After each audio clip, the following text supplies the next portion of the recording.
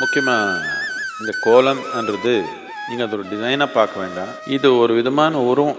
சிருஷ்டி எல்லாமே ஒரு விதமான உருவம் தான்.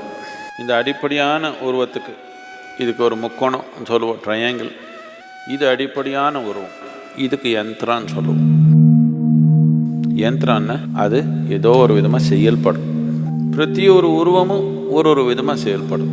இந்த உருவங்கள் எல்லாமே நாம் சரியான முறையில் சேர்த்துனா அது ஒரு சக்தி வாய்ந்த ஒரு யந்திரமாக மாறதுக்கு ஒரு வாய்ப்பு இருக்குது. பூமியில் சக்தி சூழ்நிலை எப்படி செயல்படுது கவனித்து அதுக்கு ஒத்து ஒரு மாதிரி நமக்கு பயனாக இருக்கிற மாதிரி யந்திரங்கள் உருவாக்குற ஒரு பழக்கம் நமக்கு இருக்குது இந்த கலாச்சாரத்தில். இதில் கோலம்ன்றது ஒரு தன்மை. இப்போ எல்லாம் டிசைன் அடித்து அது ஏதோ டியூப்பில் போட்டு இப்படி விடுறாங்க. அப்படி இல்லை, அதுக்கு ஒரு முறை இருக்குது. இதுக்கு கோலத்தில்